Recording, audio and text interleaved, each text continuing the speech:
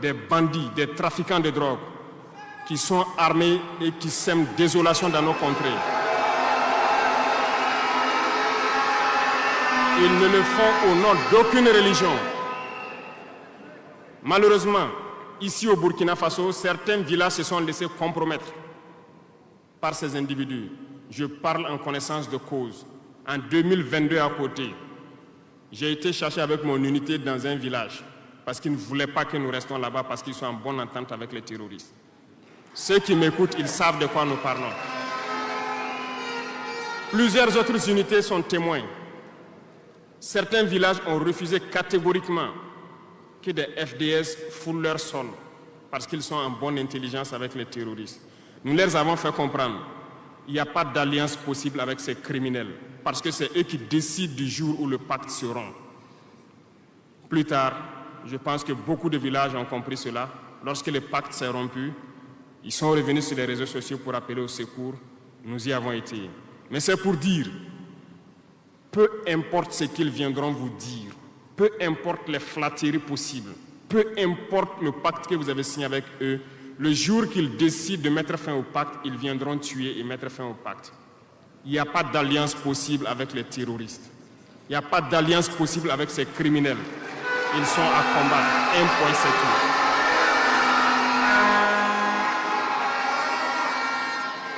tout. Aujourd'hui, nous constatons un phénomène, malheureusement, dans nos villes ici. Certaines personnes se plaisent à passer de cour en cour, à faire comprendre aux épouses de certains FDS et certains VDP, aux familles de certaines personnes tombées pour la patrie, que eux, ils avaient une solution pacifique avec les terroristes. C'est nous qui avons voulu faire la guerre. Et voilà pourquoi tout ça se passe. Comment est-ce que des êtres humains, voyant tout ce qui se passe, comprenant le monde, peuvent avoir de tels propos? Ne vous détrompez pas. Soit nous les combattons ou ils nous combattent. C'est tout.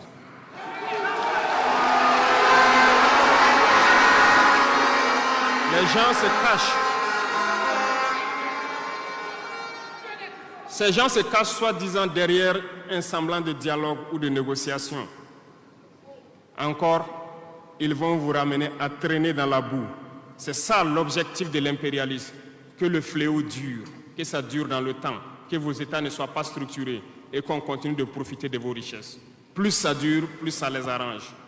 Et malheureusement, ces individus qui passent de cour en cour font le jeu des impérialistes.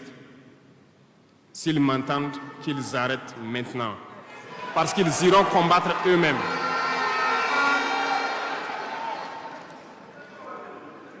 Nous n'avons pas le choix que de combattre. Et nous avons opté pour le combat, et c'est par là que nous serons libres, que nous serons réellement indépendants. Pour ce faire, nous avons pris le soin de diagnostiquer le problème profond du Burkina Faso. J'avoue que le problème est réel et profond. Le mal est là.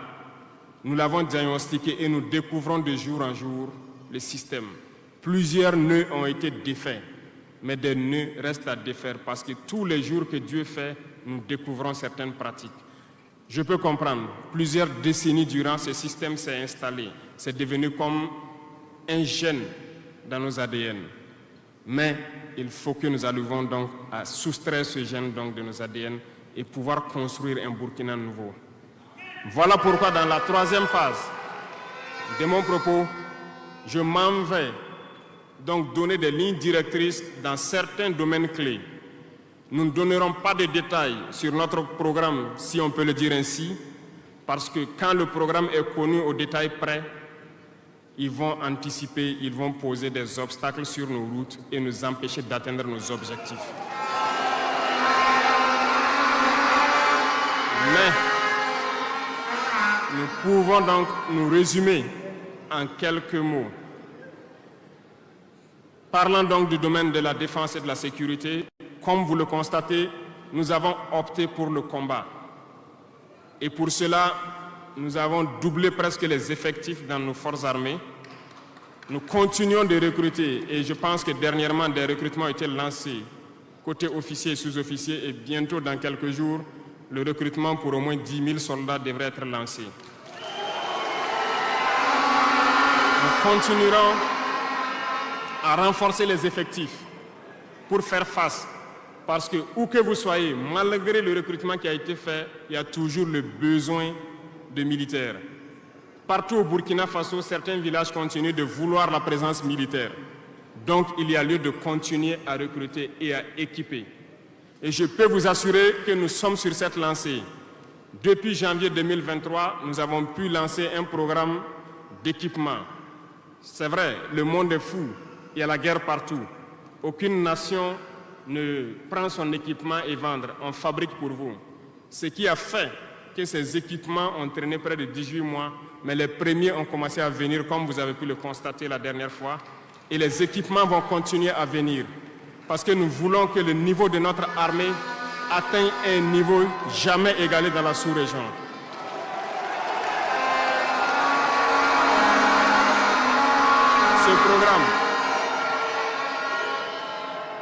Ce programme d'équipement va se poursuivre. Et c'est vous, les acteurs de ce programme. Parce que depuis que nous nous battons, j'ai pu vous dire, ces soi-disant amis du Burkina qui étaient là depuis longtemps, qui sucent nos richesses, même une seule cartouche de Kalachnikov, nous n'avons reçu de personne pour faire notre combat. C'est vous qui payez. Et nous continuerons à faire corps avec notre peuple pour pouvoir mener cette lutte.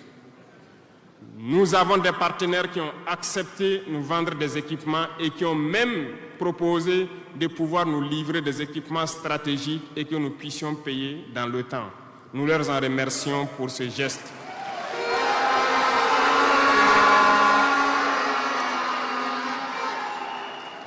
Et nous disons encore merci au peuple qui a compris le sens du combat, qu'il faut que nous nous battons. Si nous ne nous battons pas, ils viendront nous chercher chez nous, comme dans un poulailler ou dans une bergerie. Chaque matin, ils choisiront qui ils veulent pour aller exécuter sur la place du public, pour faire peur aux autres, aller trancher des mains ou des pieds sur la place publique pour faire peur aux autres. C'est comme ça leur tactique. Nous allons nous battre. Et nous nous donnerons les moyens pour y arriver. S'il arrive demain que nous sommes coincés dans une certaine lancée, nous viendrons encore vers le peuple et demander encore plus de sacrifices pour pouvoir atteindre l'objectif. Parce que malgré vos cotisations, je vous le disais tantôt, certaines puissances ont refusé de nous vendre les équipements, ont bloqué les équipements que nous avons achetés dans certains pays parce qu'ils ont la licence de certains composants. Et ces puissances exploitent des minerais au Burkina Faso. Je le dis ici, haut et fort et solennellement. Ça va s'arrêter. Nous allons retirer des permis d'exploitation. Nous n'allons pas permettre cela.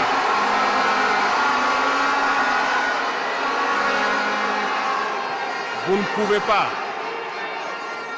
exploiter nos ressources et refuser de nous vendre des équipements, faire bloquer nos équipements. Nous n'allons pas accepter. Qu'ils s'attendent, nous allons récupérer nos permis d'exploitation et nous allons l'exploiter nous-mêmes.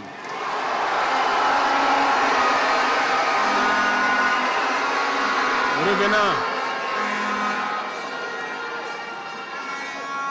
Pour conclure sur le volet donc de la défense, nous n'allons pas trop nous étaler là-dessus, mais sachez que tout ce qui est déjà arrivé, les hommes sont en formation là-dessus, d'autres équipements viendront. Et cette guerre, nous allons la mener. Beaucoup de stratégies ont été déjà écrites et nous les adaptons au fur et à mesure du comportement de l'ennemi.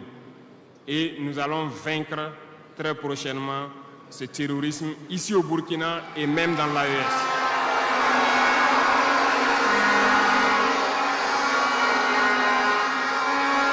Pour ce qui concerne le domaine donc de la fonction publique, pendant longtemps, nous avons passé le temps à mettre en garde un certain nombre d'acteurs.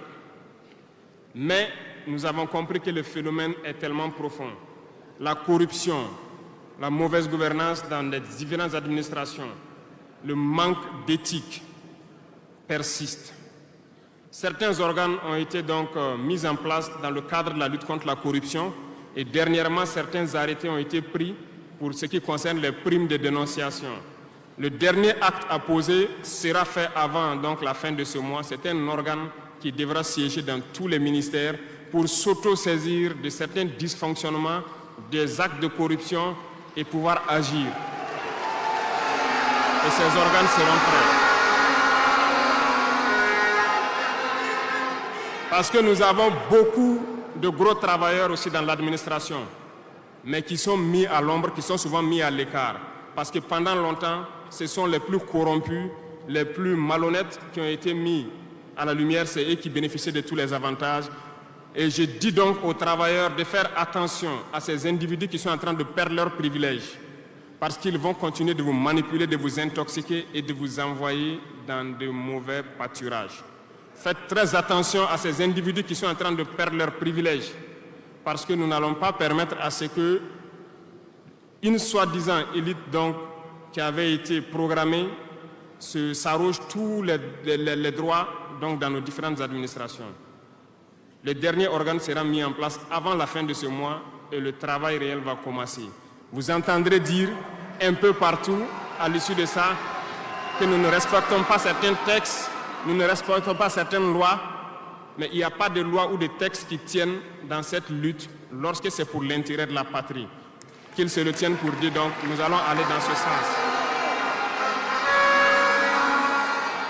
Nous avons donc dans le processus du recrutement adopté une ligne de conduite. Nous sommes en train de faire un diagnostic, de vérifier les présences et de voir les besoins. Il n'est pas exclu qu'au cours de l'année, certains concours soient lancés pour augmenter des effectifs dans certains endroits. Certes, il y a eu d'abord une vague de concours qui a été lancée, mais dans tous les milieux, ils sont en train de faire le point. S'il y a besoin, je dis bien s'il y a besoin, nous continuerons encore de recruter pour être à un niveau acceptable et pouvoir faire fonctionner les différents organes donc, du pays pour le bonheur donc, des masses populaires. Dans le domaine donc, de la diplomatie, nous avons opté pour une diplomatie commune dans l'AES. Toutes les décisions vis-à-vis donc, des partenaires, que ce soit africains ou à l'étranger, seront prises à l'unanimité au sein de l'AES. Mais nous avons aussi opté pour une diplomatie de vérité. Nous ne comptons pas nous mettre dans certaines logiques de mentir ou de couvrir la réalité, soit disant que c'est la diplomatie. C'est faux.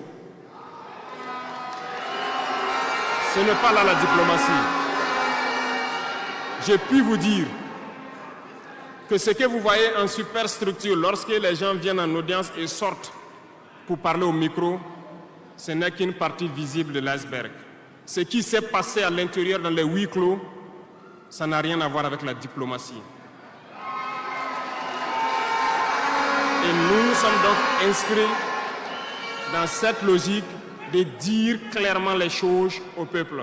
Certains vont nous critiquer, d'autres même iront à dire que non, un chef d'État ne doit pas parler comme ça, un chef d'État ne doit pas faire ça. Mais nous leur disons que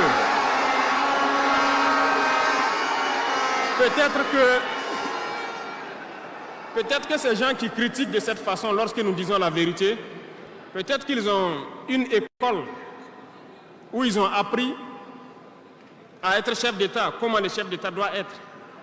Sinon, je n'ai pas encore vu cette école. Et pourquoi nous devons ressembler forcément aux autres, faire comme les autres? Nous voulons créer notre modèle, notre identité. Et je pense que le Burkinabé, par définition, c'est l'homme intègre. Nous voulons la vérité. Et lorsqu'il y a la vérité qui sort, même si nous avons fauté, il faut que nous ayons le courage de venir vous dire sur tel côté nous avons fauté, nous demandons pardon. Si vous nous pardonnez, vous nous pardonnez. Mais nous ne voulons plus nous inscrire dans cette diplomatie mensongère. Nous avons, dans une interview, parlé du régime ivoirien. Certains Burkinabés sont montés sur leurs chevaux et critiqués. Je le dis, j'insiste et je persiste. Nous n'avons rien contre le peuple ivoirien, mais nous avons quelque chose avec ceux qui dirigent la Côte d'Ivoire.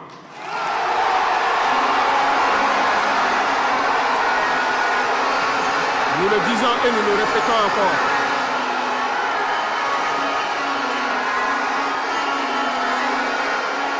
Laissez-moi vous dire quelque chose. Permettez-moi de vous dire quelque chose. Il y a bel et bien à Abidjan un centre des opérations pour déstabiliser notre pays. Personne ne peut le nier et nous vous ferons les preuves dans les jours suivants. Nous vous montrerons des preuves physiques. Vous allez comprendre de quoi nous parlons. Personne ne viendra nous dire qu'au Bénin, il n'y a pas de base française dirigée contre nous. Nous avons les preuves sous la main. 2 bases importantes.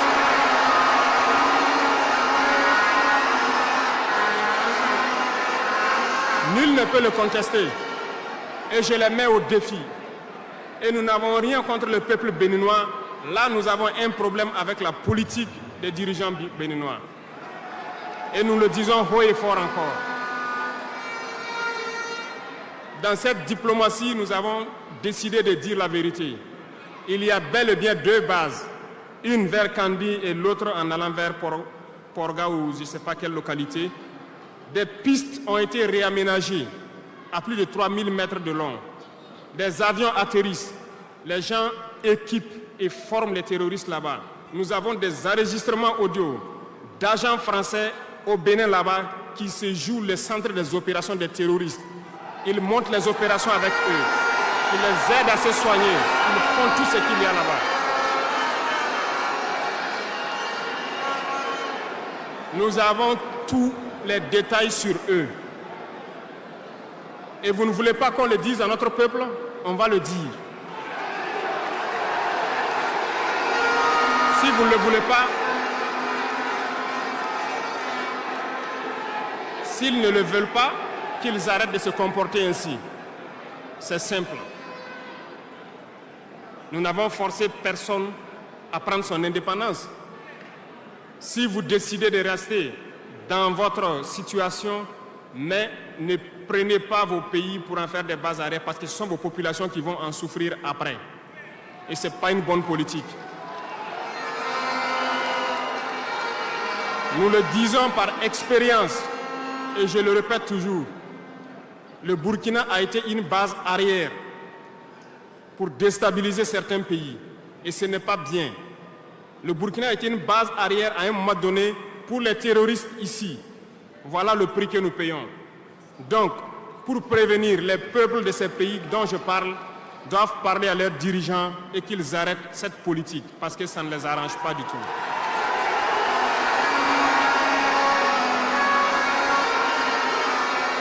Pour venir,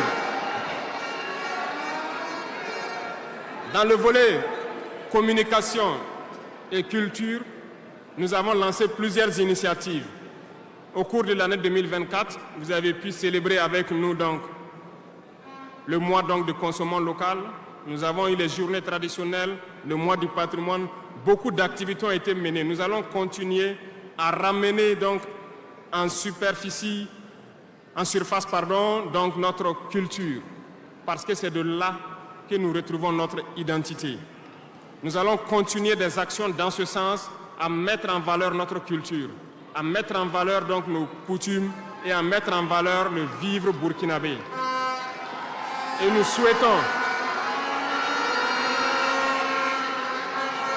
souhaitons que chacun soit acteur de l'émergence du Burkina Faso à travers sa manière de communiquer. Parce que tout se trouve dans la communication aussi. Vous avez suivi dernièrement la guerre communicationnelle qui a été dressée contre nous et ça continue, ça ne va pas s'arrêter. Et je souhaite que tous ceux qui sont dans la communication puissent être professionnels. Lorsque nous voulons poser un acte communicationnel, qu'on se pose la question, est-ce que c'est pour la patrie ou contre la patrie, avant de poser l'acte. Peu importe. Vous pouvez ne pas nous aimer, moi, ma personne. Vous pouvez ne pas m'aimer. mais vous devez aimer votre pays. En me faisant du mal, il ne faudrait pas confondre le pays. Et donc, la politique dans le domaine de la communication va devoir aller dans ce sens-là. Et nous serons obligés donc de recadrer la communication sur tous les aspects. Et c'est cette ligne de conduite qui sera donc adoptée. Nous n'allons pas permettre à ce que des Burkinabés communiquent contre le Burkina Faso. Nous allons toujours nous inscrire dans l'éveil des consciences. Nous devons pouvoir sensibiliser les masses populaires pour que les gens comprennent pourquoi nous devons nous battre sur tous les volets. Revenant au domaine donc de l'agriculture, comme vous pouvez le constater, nous avons lancé des initiatives depuis 2023 et cette année, l'offensive a été lancée. Ça se passe plus ou moins bien. J'aimerais donc que les gens comprennent que nous avons décidé d'accorder une grande part de notre budget et de notre temps aussi au monde agricole. Parce que plus de 90% de notre population est paysanne. Mais pendant des décennies, ils n'ont jamais senti l'intéressement donc à leur public. Et c'est pourquoi nous avons décidé d'entreprendre un certain nombre d'initiatives, d'actes que nous posons. Nous aimerions pouvoir labourer tous les champs de tous les paysans du Burkina Faso, les donner les semences qu'il faut et les permettre de pouvoir avoir les intrants nécessaires à coût subventionné pour pouvoir nous aider dans la lutte contre l'insécurité alimentaire. Parce que l'autosuffisance alimentaire est un droit.